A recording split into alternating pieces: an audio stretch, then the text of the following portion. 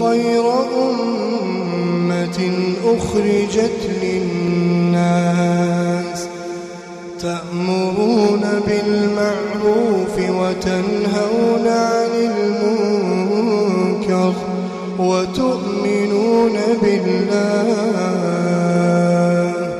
ولو آمن أهل الكتاب لكان خيرا لهم منهم المؤمنون وأكثرهم الفاسقون. بسم الله الرحمن الرحيم. الحمد لله رب العالمين، والصلاة والسلام على أشرف الأنبياء والمرسلين نبينا محمد وعلى آله وصحبه أجمعين. قال المؤلف رحمه الله: باب فضل التوحيد وما يكفر من الذنوب. دې باب کې مصنف رحمه الله د توحید فضیلت راوړي، د توحید فضایل ذکر کوي او دا کمالی ځکه چې سړی د یو څیز فضیلت واوري، فواید واوري، په فضیلت باندې پوه شي، نو بیا د هغې اهتمام کوي. ذکر فضائل الشیء للاهتمام به، د یو څیز فضایل چې سړی وپېژني نو بیا د هغې اهتمام شروع کړي. نو مصنف رحمه الله دا باب ذکر راوړه. د توحید فضیلت پرون مختصر ذکر شه، او د توحید فضیلت دا دی چې د هغې فضیلت نه ختمیږي، ډېر فضیلتونه لري ځکه ټول دین دی. اوس مصنف رحمه الله یو آیات راوړی او څه احادیث یې راوړي چې د دې موضوع سره تړاو لري، یعنې د توحید فضیلت پکې ذکر دی. مصنف فرمایي: وقول الله تعالی، او د الله سبحانه وتعالی په دې کلام کې سوچ وکړه، دا آیات کا په دې کې فکر او سوچ او تدبر وکړه چې الذین آمنوا ولم یلبسوا ایمانهم بظلم، هغه کسان چې مؤمنان دي، ایمانی دولت ورسره دی، ایمان یې راوړی دی، او د ایمان سره سره ولم یلبسوا ایمانهم بظلم، او نه یې دی ګډوډ کړی د ایمان سره ظلم. ظلم نه مراد دلته شرک دی، یعنې داسې مؤمنان دي چې د ایمان سره شرک نه دی ګډوډ کړی، بلکې موحدین مؤمنان دي.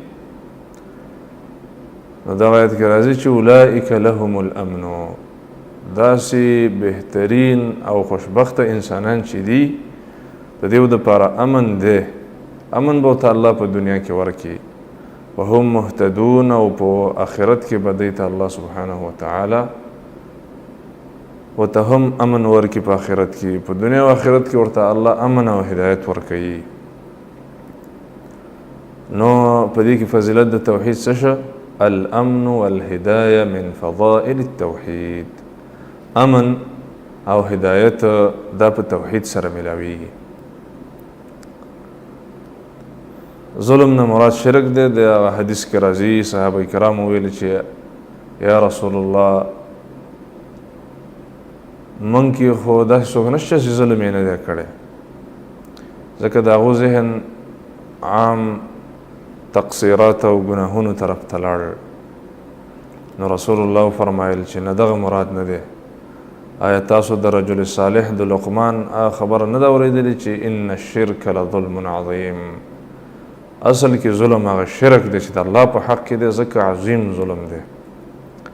الغرض دغه فضیلت پکې ذکر شو. اوس دې باره کې یو حدیث هم راوړي، وعن عبادة بن الصامت رضي الله عنه قال: قال رسول الله صلى الله عليه وسلم: من شهد أن لا إله إلا الله وحده لا شريك له. عبادة بن صامت رضي الله عنه جلیل القدر صحابي دی، فرمایي وی د الله رسول فرمایلی دی صلی الله علیه وسلم: من شهد ان لا اله الا الله وحده لا شريك له، څوک چې د توحید اقرار وکړي څوک چې دا ګواهي ورکړي چې حقدار د بندګۍ نشته دی مګر یوازې یو الله دی، صرف الله د بندګۍ او د عبادت حقدار دی. وان محمدا عبده ورسوله، او دا اقرار او اعتراف وکړي او په دې ایمان راوړي، یقین پوه وکړي چې محمد صلی الله علیه وسلم د الله بنده دی، بنده او رسول دی، نور نه دی بلکې د الله بنده دی او الله ته نور ورکړی دی. خو انسان دی، بشر دی، واده کړی دی، ودونه کړي دي، ژوند یې تېر کړی دی، په عامه معاشره کې قوم نسب معلوم دی، کلی معلوم دی.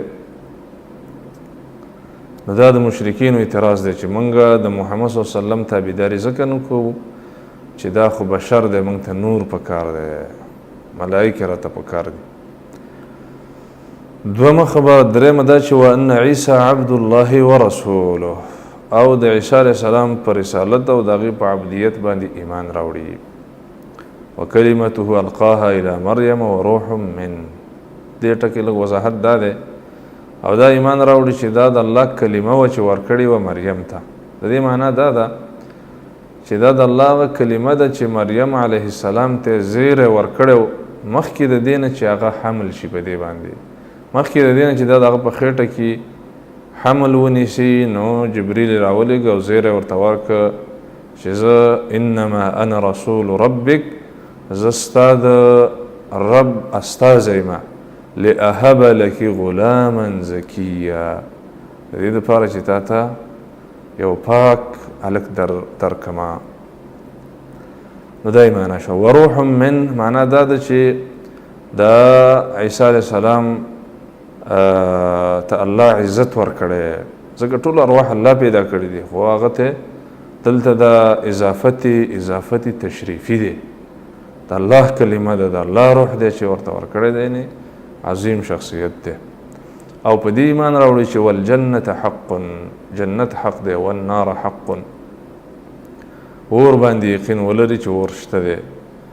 نو ګوره هغه شاهد دا دی د باب، هغه فضیلت دا دی چې ادخله الله الجنه على ما كان من العمل، الله سبحانه وتعالی به جنت ته داخل کی هر یو عمل چې په هر یو عمل چې دی. مقصد دا دی چې الله به د ګناهونه معاف کی او جنت ته به داخل کی. د دې معنا دا ده چې جنت ته خو به لاړ شي، خو بیا به د سره د خپل اعمالو مطابق که عملونه ډیري نو الله به ورته اوچتې درجې ورکړي په جنت کې، او که عملونه کمي نو بیا به ورته کمې درجې ورکړی شي، خو جنت ته به الله ورسوي.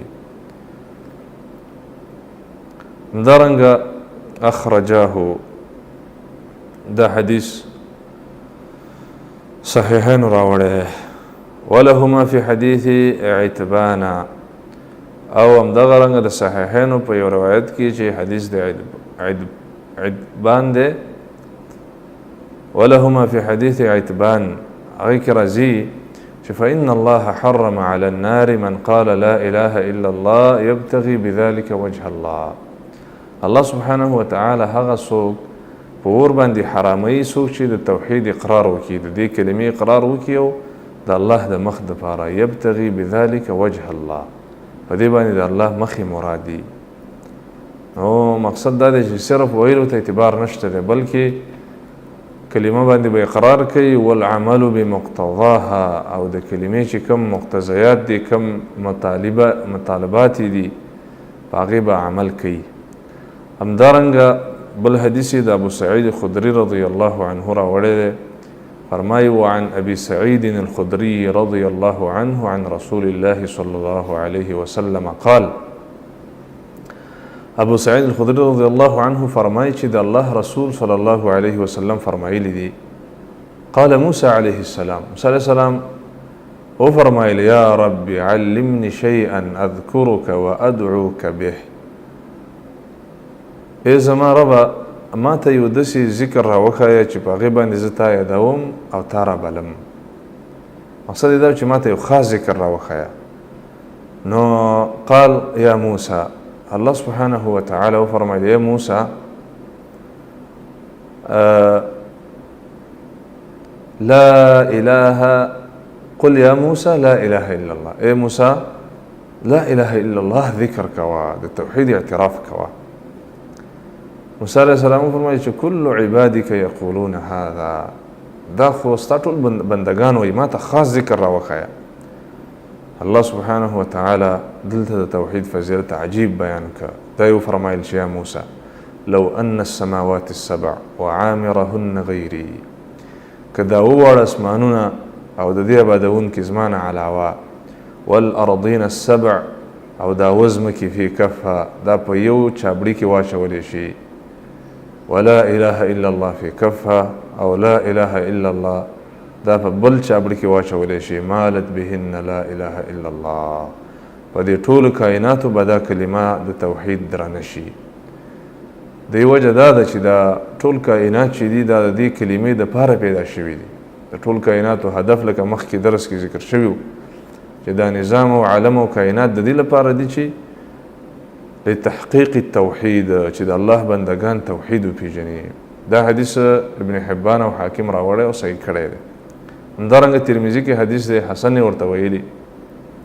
دا انس رضی الله عنه حدیث دی، وایي سمعت رسول الله صلی الله علیه وسلم یقول، دا الله رسول نه مې واورېدل چې فرمایلي قال الله تعالی، وایي الله فرمایلی دی، حدیث قدسی دی چې په هغې کې روایت د الله نه وي، دې ته حدیث قدسی وایي. سی فرمایلی دی الله دا فرمایلی دی ابن آدم، یې انسانه لو اتیتنی بقراب الارض خطایا، که دومره ګناهونه دي کړي چې د ځمکې ډکه کړي او ما سره میلاو شي، خو ثم لقیتنی لا تشرکو بشیئا، او بیا ما سره میلاو شي په داسې حال کې شرک د نه کړی، لاتیتک بقرابها مغفرت، نو زه به درته ډکه دنیا مغفرت وکما. دا ډېر لوی فضیلت دی د توحید چې دا ګناهونه پې الله سبحانه وتعالی معاف کوي. الله سبحانه وتعالی دې زموږ او ستاسو توحید کامل کړي. په دې کې څه مسایل دي هغه به بل درس کې بیان کړو باذن الله تعالی. والله تعالی اعلم، وصلى الله وسلم وبارك على نبينا محمد وعلى آله وصحبه أجمعين.